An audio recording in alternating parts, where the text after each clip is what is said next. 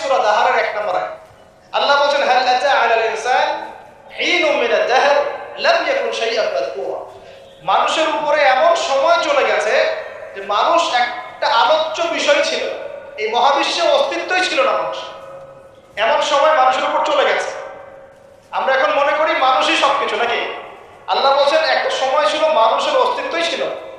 আল্লাহ পাক বহুদিন পরে এবার ফেরেশতাদেরকে ডাকলেন, ডেকে বলছেন ওয়াইজ ক্বালা রাব্বুকা লিল মালায়েকা ইন্নী জাইলুন ফিল আরদি খলিফা। হে আমার ফেরেশতারা, আমি ওই জমিনে, পৃথিবীতে, আরদে আমি আমার খলিফা পাঠাতে চাই। কি চাই? খলিফা পাঠাতে চাই। আল্লাহর খলিফাকে এক কথায় যে আল্লাহর হুকুম মেনে চলে, যে আল্লাহর হুকুম মেনে চলে এবং প্রতিষ্ঠা করে, ন্যায় বিচার প্রতিষ্ঠা করে, সে আল্লাহর খলিফা। যে আল্লাহর হুকুম মানে না, প্রচার প্রসার প্রতিষ্ঠাও করে না, ন্যায় বিচারও করে না, সে আল্লাহর খলিফা নয়, শয়তানের খলিফা। কথা ক্লিয়ার? আচ্ছা, এবার ফেরেশতারা কি বলছেন? ফেরেশতারা বলছেন তাজআলু ফিহা মাই ইউফসিদু ফিহা ওয়া ইয়াসফিকুদ দিমা। আপনি কি এমন কাউকে সৃষ্টি করতে যাচ্ছেন যে পৃথিবীতে গিয়ে ফিতনা ফাসাদ করবে আর রক্তপাত ঘটাবে? কয়টা কাজ করবে? দুইটা। ফিতনা ফাসাদ করবে, রক্তপাত ঘটাবে। আজকে সারা দুনিয়ায় মানুষ ফিতনা করছে কিনা? পরিবেশ বিপর্যয় করছে, পলিটিক্সে ফিতনা, ইকোনমিক্সে ফিতনা, সমাজে ফিতনা, কালচারে ফিতনা, এখন এডুকেশনও ফিতনা, সবখানেই ফিতনা। তো এইটাই ফেরেশতারা বলেছিলেন যে মানুষ ফিতনা সৃষ্টি করবে। আর কি করবে? রক্তপাত ঘটাবে। সারা বিশ্বে রক্তপাত ঘটাচ্ছে কিনা মানুষ? ঘটাচ্ছে না? এই তো প্রথম বিশ্বযুদ্ধে কত মানুষ মারা গেছে? 3 থেকে 4 কোটি। 3 থেকে 4 কোটি। নবী সাল্লাল্লাহু আলাইহি ওয়াসাল্লাম এবং সাহাবীরা যত যুদ্ধ করেছেন ইসলামের জন্য, সবগুলো যুদ্ধের পরিসংখ্যান মিলালে 10,000 মানুষও মারা যায় না। 10,000ও না। আর তোমাদের শুধু প্রথম বিশ্বযুদ্ধেই 3 থেকে 4 কোটি মানুষ মারা গেছে। সেকেন্ড ওয়ার্ল্ড ওয়ারে মারা গেছে 7 থেকে 8 কোটি মানুষ। ভিয়েতনাম যুদ্ধে এরকম প্রায় 4 থেকে 5 লক্ষ, আরো বেশি হতে পারে।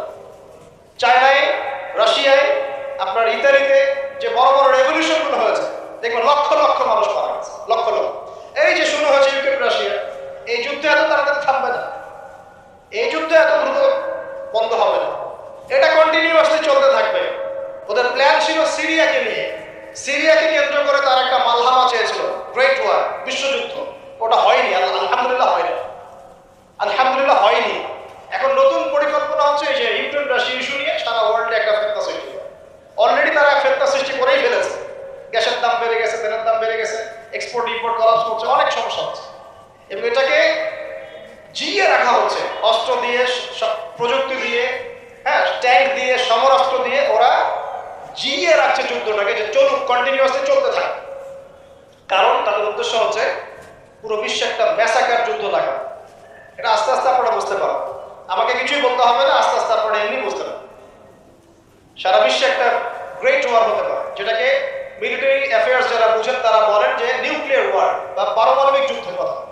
এটা কিন্তু আমাদের দরজায় দাঁড়িয়ে আছে। আমরা দোয়া করি এমনটা না হোক, কিন্তু হতে পারে। আমরা দোয়া করি এমনটা না হোক, কিন্তু হতে পারে।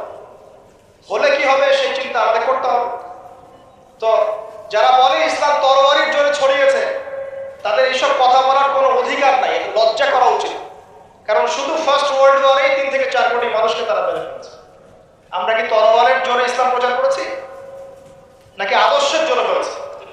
আদর্শ দেখে, মুসলিমদের চরিত্র দেখে, তাদের চারিত্রিক মাধুর্য দেখে, কোরআন সুন্নাহর প্রামাণ্যতা দেখে লক্ষ লক্ষ মানুষ ইসলাম কবুল করেছে, আলহামদুলিল্লাহ। এখনো করছে, আলহামদুলিল্লাহ। এখন যে সারা বিশ্বে মানুষ মুসলিম হচ্ছে, কোন জায়গায় মুসলিমরা গলার জোরে, তরবারের জোরে ইসলাম প্রচার করছে দেখান থেকে। এখন কি বিশ্বে মানুষ মুসলিম হচ্ছে না? হচ্ছে কিনা? পশ্চিমা সভ্যতার মানুষরা মুসলিম হচ্ছে না? এখন কি আমরা যুদ্ধ করছি? তরবারিতে ওদেরকে ধরে রেখেছি, এই ইসলাম কবুল কর, এটা বলেছে? প্রিয় ভাই, এটা বলতে চাচ্ছিলাম, ফেরেশতারা বলেছেন রক্তপাত ঘটাবে আর ফাসাদ সৃষ্টি করবে। তারা কি সঠিক না ভুল? ফেরেশতারা সঠিক না ভুল? সঠিক। তারা কি গায়েব জানতেন? উত্তর না। তারা কিসের আলোকে বলেছেন? ওই যে বাসীরা, দূরদর্শী। জিন জাতি যা করেছে এরা তো তাই করতে পারে। আল্লাহ পাক কি বলছেন? আল্লাহ পাক বলছেন ইন্নী আ'লামু মা লা তা'লামুন, আমি যা জানি তোমরা তা জানো না। মানে আমার অনেক শুকরগুজার বান্দা থাকবে যারা আমার আনুগত্য করবে, আমার পূজাচরণ করবে। আমরা ওই বান্দাদের অন্তর্ভুক্ত হতে চাই, আল্লাহ পাক কবুল করুন। এটা বলে রাখি, জান্নাতের 120টা কাতার কাতার, এর মধ্যে 80টা কাতার হবে উম্মতে মুহাম্মাদের মতো লেখা। এবার আল্লাহ পাক আদম আলাইহিস সালামকে সৃষ্টি করলেন নিজ হাতে। সূরা সাদের মধ্যে আল্লাহ পাক বলেছেন খালাকতু বিয়াদাই, আমি নিজ হাতে ওকে সৃষ্টি করেছি। আল্লাহর হাত কেমন সেটা ব্যাখ্যা করার দরকার নাই, এগুলো নিয়ে চিন্তা করতে যাবে। আল্লাহ পাকের মতোই, কারোর সাথে সাদৃশ্যপূর্ণ নন। আল্লাহ পাক এবার আদম আলাইহিস সালামকে সৃষ্টি করে নাম শিক্ষা দিলেন। ওয়াল্লামা আদম আল আসমাআ কুল্লাহা, এই মহাবিশ্বের যত জ্ঞান আল্লাহ পাক আদম আলাইহিস সালামকে শিক্ষা দিলেন। বলেন সুবহানাল্লাহ। এখান থেকে দলিল পেলাম আমাদের পিতা বানর থেকে হয় নাই, আমাদের পিতাকে আল্লাহ পাক সৃষ্টি করেছেন। আমাদের পিতাকে কে সৃষ্টি করেছেন? আল্লাহ রাব্বুল আলামিন। তাও আবার নিজ হাতে, মানে কি? ভালোবাসা দিয়ে, ভালোবেসে, মহব্বতের সাথে। এই খলাকতু বিয়াদাই, আমি নিজ হাতে সৃষ্টি করেছি, এই কথা মানুষ ছাড়া, আদম আলাইহিস সালাম ছাড়া অন্য কারোর জন্য আল্লাহ পাক বলেন না। অন্য সবার জন্য আল্লাহ পাক বলেছেন ইযা আরাদা শাইআন আইয়াকুলা লাহু কুন ফায়াকুন। যখন আল্লাহ পাক কিছু করতে চান খালি বলেন কুন, হও, ফায়াকুন, হয়ে যায়। ওখানে আল্লাহ পাক বলেন নাই সাগর সৃষ্টি করেছে হাত দিয়ে, এই গ্রহ নক্ষত্র সৃষ্টি করেছে আমার হাত দিয়ে। আল্লাহ পাক এমনটা বলেন নাই। আদম আলাইহিস সালামকে আল্লাহ পাক কত মহব্বত করেন, আল্লাহ পাক বলছেন যে আমি তাকে আমার নিজ হাতে সৃষ্টি করেছি। আর আজকে তোমরা শেখাচ্ছ মানুষকে আস্তাগফিরুল্লাহ যে মানুষ বানর থেকে হচ্ছে। কত বড় কুফরি, কত বড় শিরক, কত বড় লজ্জা। নিজের সম্মান মানুষ নিজে ভাবে নষ্ট করতে পারে, নিজের সম্মান নিজে নষ্ট করতে পারে। আমাদেরকে আল্লাহ সৃষ্টি করেছেন আদম আলাইহিস সালাম। তারপরে যান, শুধু সৃষ্টি করেন নাই, আল্লাহ পাক সমস্ত নাম শিক্ষা দিয়েছেন। নাম মানে এখানে শুধু নাম, মঙ্গল, নেপচুন, প্লুটো এগুলো না। নাম মানে হচ্ছে জ্ঞান। নাম মানে কি? জ্ঞান। একটা এক্সাম্পল দেই, যখন আপনি বাচ্চাকে বলেন যে A for Apple, A for কি? অ্যাপল যে শেখাচ্ছেন, অ্যাপল বলতে কিন্তু সে শুধুমাত্র একটা ওয়ার্ড শেখে না, ও কিন্তু শেখে অ্যাপল মানে একটা এমন কিছু যেটা খেতে হয়। কি করতে হয়? খেতে হয়। যখন আপনি শেখান এ ফর অ্যান্ট, ও বুঝতে পারে অ্যান্ট হচ্ছে একটা সৃষ্টি, এটা চলাচল করে, কালো কালো দেখতে, ও কিন্তু মাথার মধ্যে ওটা ছবি এঁকে নেয়। তো এটা নাম মানে শুধু নাম না, জ্ঞান। আল্লাহ পাক আদম আলাইহিস সালামকে সমস্ত জ্ঞান শিক্ষা দিলেন। আল্লামাল ইনসান মা লাম ইয়ালাম, আল্লাহ বলেন আমি মানুষকে সেই জ্ঞান শিক্ষা দিয়েছি যা মানুষ জানতো না।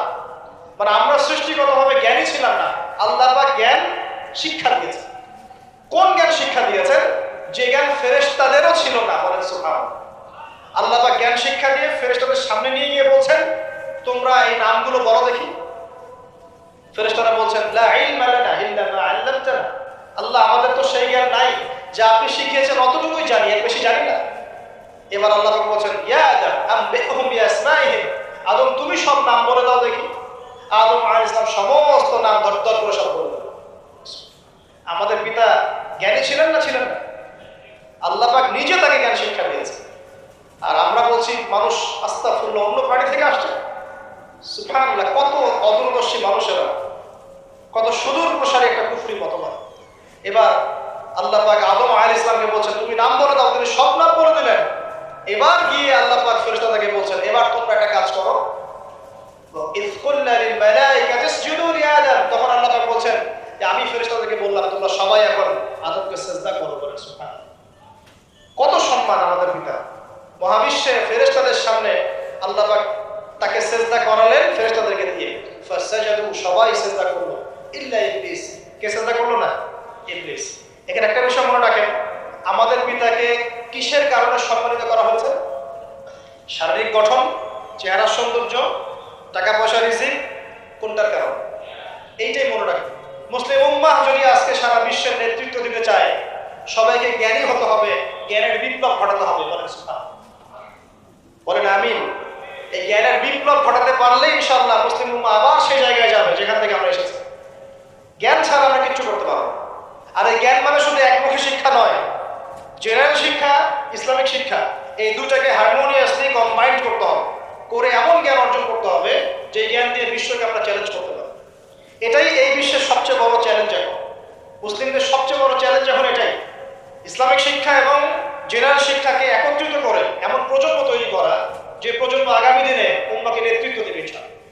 এই একটা কাজ যদি কেউ করে যেতে পারে, আল্লাহ পাক তৌফিক দেখ। আমরা দোয়া করি আল্লাহ পাক এমন নেতা আমাদের উপরে নিয়ে আসুক যারা এরকম প্রজেক্ট লঞ্চ করতে পারে। বলেন আমিন। দোয়া করতে কোনো সমস্যা? অথবা যদি কেউ হাল না ধরে, আল্লাহ পাক যেন এমন কিছু মানুষ তৈরি করে দেন যারা এই জ্ঞানতাত্ত্বিক বিপ্লব নিয়ে কাজ করবে। এটা সবচেয়ে ইম্পর্টেন্ট কাজ এখন, না হলে আজকে থেকে 20-30 বছর পরে এই প্রজন্মকে আপনি আর খুঁজে পাবেন। দেখবেন এমন প্রজন্ম চলে আসছে যারা বলবে আল্লাহর সাথে আমাদের কোনো সম্পর্ক নাই, নামাজ পড়বে না, রোজা রাখবে না, যাকাত দিবে না, আল্লাহকে চিনবে না। দেখে নিন, আমরা দোয়া করি এমনটা না হোক, কিন্তু যদি আমরা হাল ছেড়ে দিই এখন, এমনটাই হবে। এটা খিদিরের দৃষ্টিভঙ্গি দিয়ে আপনাদেরকে বললাম। জ্ঞানতাত্ত্বিক রেভলিউশন দরকার। যদি কেউ কোনো উদ্যোগ না গ্রহণ করে, অ্যাটলিস্ট বাসায় পারিবারিকভাবে হলেও আপনাকে শেখাতে হবে সন্তান, কোনো অপশন নাই। এবার ফাসাজাদু, সবাই সিজদা করেছে, ইল্লা ইবলিস। ইবলিস করে নাই। কেন করছে না? ইবলিসের সমস্যাটা কি? ইবলিসকে আল্লাহ পাক জিজ্ঞাসা করছেন। আল্লাহ পাক জিজ্ঞাসা করছেন, মা মানাআকা আল্লা তাসজুদা ইযা আমারতুক। আমি তোমাকে আদেশ করলাম আদমকে সিজদা করতে, কে তোমাকে নিষেধ করলো সিজদা করতে? ইবলিস বলছে, বেশি চালাক, বেশি বোঝে না, অতিরিক্ত বুদ্ধিজীবী। ইবলিস ছিল বেশি বুদ্ধিজীবী। ইবলিস ছিল কি? অতিরিক্ত মাত্রার বুদ্ধিজীবী। আচ্ছা, আমাদের সমাজের কিছু মানুষ, ও বলছে খালাকতানি মিন নার, আমাকে সৃষ্টি করেছেন আগুন দিয়ে। আগুন তো সুপিরিয়র মাটির চাইতে। ওয়া খালাকতাহু মিন তিন, আর আপনি এই আদমকে সৃষ্টি করেছেন মাটি থেকে, কাদা মাটি দিয়ে। আমি কেন আদমকে সিজদা করতে চাই? যুক্তি, অতি যুক্তিবাদী, অতি বুদ্ধি।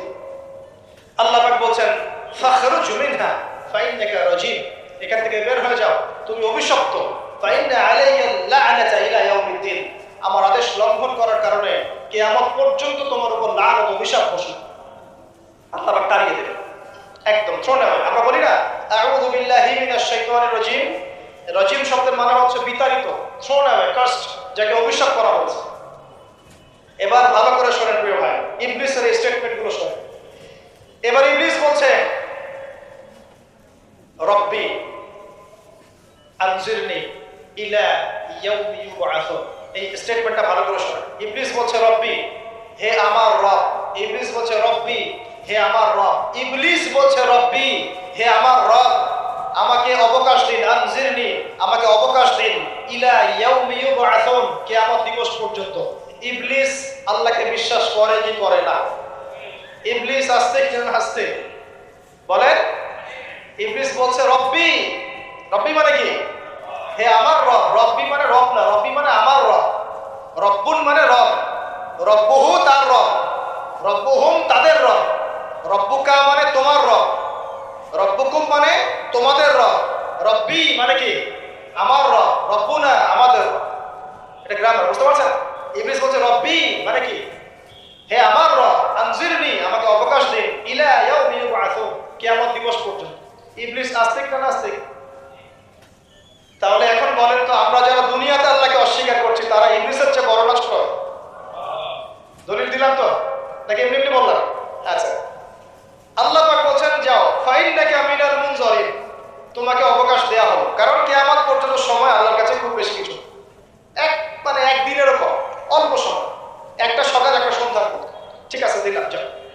এবার ইবলিস চ্যালেঞ্জ করছে। এই চ্যালেঞ্জটা আমাদের সবাইকে মনে রাখতে হবে, সারা জীবন ইবলিসের এই স্টেটমেন্টটা মনে রাখতে হবে। সেটা কি? ইবলিস বলছে, ফাবিমা আগওয়াইতানি, সূরা আরাফ পড়ে দেখবেন। ইবলিস বলছে, ফাবিমা আগওয়াইতানি, আপনি যে আদমের কারণে আমাকে আজকে বের করে দিলেন জান্নাত থেকে, লা আকুদান্না লাহুম সিরাতাল মুস্তাকিম, আমি সেই আদমের সরল পথে ওত পেতে বসে থাকি, চুপটি খাপটি মেরে বসে থাকি, খাপটি মেরে ওর জন্য বসে থাকি। আর সুম্মা লাতিয়ান্না মিন বাইনি আইদিহিম, আমি অবশ্যই তার সামন থেকে আসবো। সুম্মা লাতিয়ান্নাহুম মিন বাইনি আইদিহিম, আমি আদম সন্তানদের সামন থেকে আসবো, সামন থেকে মানে সরাসরি ওয়াসওয়াসা দিব। ওয়া মিন খালফিহিম, পেছন থেকে আসবো মানে পিছন থেকে ওয়াসওয়াসা দিব। ওয়া আন আইমানিহিম, ডান দিক থেকে ওয়াসওয়াসা দিব। ওয়া আন শামাইলিহিম, বাম দিক থেকে আসবো। ওয়া লা তাজিদু আকসারাহুম শাকিরিন, আপনি বেশিরভাগ আদম সন্তানকে শুকরগুজার পাবেন। ইবলিস ঠিক বলেছে না ভুল বলেছে? বেশিরভাগ মানুষ নামাজ পড়ে না, বেশিরভাগ মানুষ সুদ খায় কি খায় না, বেশিরভাগ মেয়ে এখন বেপরদায় চলে কি চলে না, বেশিরভাগ মানুষ এখন অন্যায় করে কি করে না, বেশিরভাগ মানুষই আল্লাহ থেকে দূরে চলে। ইবলিস কিন্তু ঠিকই বলেছে, ঠিক বলে নাই?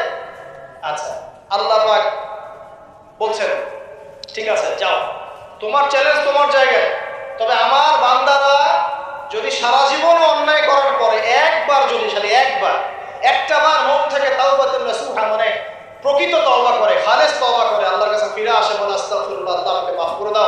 রব্বিগফির ওয়ারহাম, আল্লাহ মাফ করো, ক্ষমা করো, আস্তাগফিরুল্লাহাল্লাযী লা ইলাহা ইল্লা হুয়াল হাইয়ুল কাইয়্যুম ওয়া আতুবু ইলাইহি, বা আমার কাছে একটা বার যদি মাফ চায়, ক্ষমা চায়, তার সারা জীবনের গুনাহ আমি মাফ করে দেব। আর কি চাই? যে বললাম না, আমার থেকে ভালোবেসে আল্লাহ সৃষ্টি করেছে। এবার ইবলিস চলে গেল, আর আদম আলাইহিস সালামের পাঁজর থেকে আল্লাহ পাক সৃষ্টি করলেন হাওয়া আলাইহিস সালাম। বলে সুবহানাল্লাহ। কারণ সঙ্গিনী ছাড়া আমরা চলতে পারবো? যারা চিরকুমার সঙ্গে নাম লেখার জন্য থেকে বের হয়ে আসে। এখন চিরকুমার থাকার টেন্ডেন্সি মানুষের, চিরকুমার থাকতে হবে কেন? সঙ্গীর দরকার আছে কি নাই? আছে। একা একা লাগে, মানুষ একা একা চলতে পারে না। ইব্রাহিম আলাইহিস সালাম একা চলে আসছেন, তার সাথে সারা আলাইহিস সালাম ছিলেন। আমাদের নবীজি যখন একা, তার সাথে খাদিজা রাদিয়াল্লাহু আনহা ছিলেন। ঠিক আছে? ঠিক একইভাবে আদম আলাইহিস সালাম একা একা জান্নাতে, আল্লাহ পাক তার পাঁজর থেকে সৃষ্টি করলেন কাকে? হাওয়া আলাইহিস সালাম। বলে রাখি, হাওয়া আলাইহিস সালাম ছিলেন পৃথিবীর সবচেয়ে সুন্দরী নারীদের একজন। দুজন নারীকে সবচেয়ে সুন্দরী বলা হয়। কয়জন? একজন হাওয়া আলাইহিস সালাম, আর একজন ইব্রাহিম আলাইহিস সালামের স্ত্রী সারা আলাইহিস সালাম। মনে থাকবে? এখানে মনে রাখবেন, নিজে যদি পবিত্র থাকেন, নিজের চরিত্রকে পবিত্র রাখেন, ইনশাআল্লাহ আপনি সব দিক থেকে ভালো একজন মেয়ে পাবেন। নিজের চরিত্র ঠিক থাকবে না, জেনা করবেন, 10 ঘাটের পানি খেয়ে আসবেন, দেখবেন যাকে বিয়ে করেছেন ও 15 ঘাটের পানি খেয়ে আসে। সতর্ক থাকেন, আল্লাহ পাক হেফাজত করুন বলে আমি। এবার তারা দুজন জান্নাতে থাকতে লাগলেন। আল্লাহ পাক বলছেন, একটু মনোযোগ দেন, আল্লাহ বলছেন যে তোমরা দুজন জান্নাতে থাকো। ফাকুলা মিনহা রাগাদান হাইসু শি'তুমা, জান্নাতে যা ইচ্ছা তোমরা খাও, কোনো সমস্যা নেই, থাকো, খাও। ওয়ালা তাকরাবা হাদিহি শাজারা, কিন্তু একটা আদেশ করছি তোমাদেরকে, এই যে গাছটা দেখছো, এই গাছের কাছেও যাবে না। ঠিক যেমন আল্লাহ বলছেন ওয়ালা তাকরাবু আমওয়ালাল ইয়াতীম, এতিমের মালের কাছেও যাবে না। আল্লাহ বলছেন না এতিমের মাল খেও না। আল্লাহ বলছেন ওয়ালা তাকরাবু জিনা, জিনার কাছেও যেও না। আল্লাহ কিন্তু বলছেন না জিনা করো না। ঠিক একই ভাষায় আল্লাহ পাক বলছেন ওয়ালা তাকরাবা হাদিহি শাজারা, তোমরা দুজন এই গাছের কাছেও যাবে। That's all. আর কোনো সমস্যা নাই, জান্নাতে থাকো। এবার তারা জান্নাতে থাকতে লাগলেন। থাকতে থাকতে এক পর্যায়ে ইবলিস ওয়াসওয়াসা দেওয়া শুরু করলো। কি ওয়াসওয়াসা দিল যে আমাদের পিতা মাতা সেখানে চলে গেলেন? ভাবার বিষয় তো নাকি? কি এমন বললো ইবলিস যে তা আমাদের পিতা মাতা রিসিভড হয়ে গেলেন? এই কথাটা আছে সূরা তাহায়। কোন সূরা? তাহা পড়তেন। আল্লাহ পাক বলছেন ইবলিস আমাদের পিতাকে বোঝাচ্ছে, বলছে ইয়া আদম, হে আদম, হাল আদুল্লুকা, আমি কি তোমাকে জানিয়ে দেব, খবর দিব, আলা শাজারাতিল খুলদি ওয়া মুলকিন লা ইয়াবলা, এমন একটা গাছের কথা কি জানিয়ে দিব যেই গাছের কাছে গেলে বা তার ফল খেলে তুমি দুটো জিনিস পাবে, চিরস্থায়িত্ব পাবে, কোনোদিন মরবে না, আর বিশাল ক্ষমতার মালিক হবে। অন্য আয়াতে আসছে যে তোমরা ফেরেশতা হয়ে যাবে।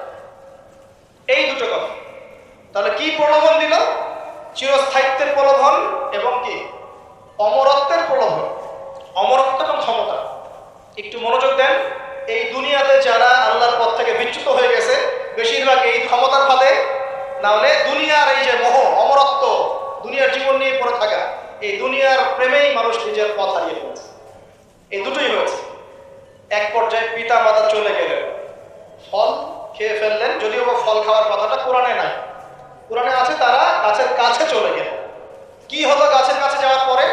ফালাম্মা যাকাশ শাজারা, ফালাম্মা যাকাশ শাজারা, আল্লাহ পাক বলেছেন যখন তারা গাছের কাছে চলে গেলেন।